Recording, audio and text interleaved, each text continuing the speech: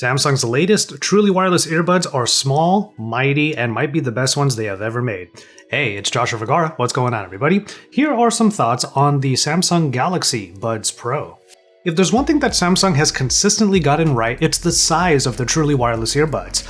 We can just go back a couple of generations and appreciate how the Galaxy Buds Plus were high on battery life but small in size. The Galaxy Buds Live tried something different by having an open earbud design, and now we have the Buds Pro that add in more traditional shapes with ANC and a little bit of inspiration from the Buds Live. The case is small, literally the same size as the Galaxy Buds Live, which means that you could use the same style cases. So if you do have the Buds Live and you got those cases, you can just put them on the Buds Pro. It's also a really simple setup. Just open up to get to the buds, which nestle into the charging contacts. You can set down the case on a wireless charging mat if you want to cut the cord, or you just use the cord with the USB-C port on the back. The unboxing experience, by the way, I'm not even going to show you because it's really simple. You get a USB-C cable and a couple of other sizes for the earbud tips. Now, I kept mine at the pre-installed medium size, but one thing that I do miss from the Galaxy Buds Plus are the integrated wing tips that can help keep them secure. Thankfully, the Buds Pro stay in my ears pretty well, but I know that this can be different for everybody. And for those of you who do want to work out with these in, the Buds Pro do sport an IPX7 resistance rating. Overall, I'm into the design of the Buds Pro. These might not be radically different from other truly wireless earbuds even at this price point, but Samsung gets a lot of credit for minimizing them as much as possible. There are 3 built-in microphones that help with the ANC and the ambient sound modes, while a small vent on the inside is that little bit of inspiration that they took from the Galaxy Buds Live open design. Touch controls on either earbud are pretty simple. They're just for playlist control, while holding can be customized in the app. But since you can use either earbud in a singular fashion, I find it best to use this to control the sound modes. Speaking of the app, getting the Buds Pro connected to any Samsung device is as easy as opening up the case and waiting for the prompt.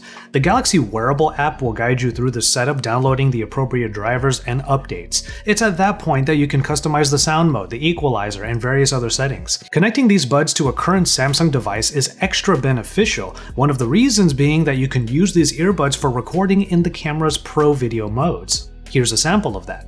As far as the microphone quality is concerned, you're hearing it right now on the Galaxy S20 FE, which I use in order to test out the Galaxy Buds Pro. Speaking of which, I'm going to keep talking for a little bit, that way you can get a feel for, or rather you can hear what the quality is like in a setting like this. This is my A-roll set, so it is mostly quiet, so this is what you can expect from this kind of environment. But doubling back to the FE, I gotta say, being able to use it again for the purposes of this video was kind of a joy, because honestly, I think we can all agree the Galaxy S20 FE was quite the home run. The equalizer gives you some simple control over the sound profile, and even though there is a satisfying amount of bass here, I still turn on the bass boost. Gaming mode might be important for those of you on the mobile gaming train, but I found that the sound still has the tiniest bit of latency, especially when you also have the active noise cancellation or ambient sound on. And then if you want to connect the buds to any other device, the pairing mode is triggered by pressing down on both earbuds simultaneously and waiting for the chime. There's one more significant layer to the software, and that's SmartThings. This is another reason why these earbuds work really well with other Samsung devices. Aside from location services that can help you find the buds if you just lose them outright, SmartThings Find can let you ping single earbuds which are connected to the phone so that a chime will guide you to, let's say, the left earbud that fell in the cracks of the couch or buried under your pillows.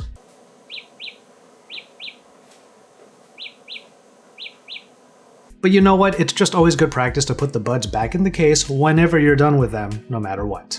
If you're a bit more like me, however, you like to keep at least one earbud in most of the time for music or podcasts, and in that case, the Buds Pro really fit the bill. They're already pretty comfortable, at least for me, and then further features like the small inner vent and sound modes make it so that I don't have to fiddle with them too often. First off, the active noise cancellation, which is available when you use both earbuds at the same time, it's good, it's not the best. It's the kind of ANC that still requires something playing in the background to more fully drown out your surroundings, even at the high setting. There is a low setting if you do still want to have a little bit of spatial awareness, but otherwise you're going to be able to faintly hear higher frequencies like a mechanical keyboard. But what puts these buds over the top is Samsung's approach to ambient sound, which I have appreciated ever since the Galaxy Buds Plus. 4 levels of ambient sound can give you different different degrees of hearing what's around you, with the top level actually amplifying it. I will say you should be careful though, because at the top level, any rubbing on the 3 microphones will also be amplified, causing a pretty harsh feedback. But if you're just using one earbud, turning on the ambient sound at max means I don't actually have to touch it or even remove it, because I could just tap to pause my content and carry on with things like a conversation or just have more spatial awareness. It is the marriage of the ANC and the ambient sound modes that Samsung added in. It's called intelligent ANC when using both buds together, which detects your voice and vibrations from the act of talking to automatically change between the 2 sound modes. What's funny is even right now, I'm providing a little bit of an example, because with both earbuds in and intelligent ANC on, the moment I start talking like right now, it will let ambient sound turn on. So I can do my A-roll for this video quite comfortably because I can hear myself quite comfortably. Now the app does allow you to change from 5 to 10 to 15 seconds of ambient sound before turning ANC back on, but there are some times where maybe the conversations you end up having with people have long enough pauses that you miss whatever the other person says next, or you have to wait for it to come back if you set it to a 10 or 15 second delay. In that case, you can definitely forget doing things like sing-alongs with your earbuds in. Drive up.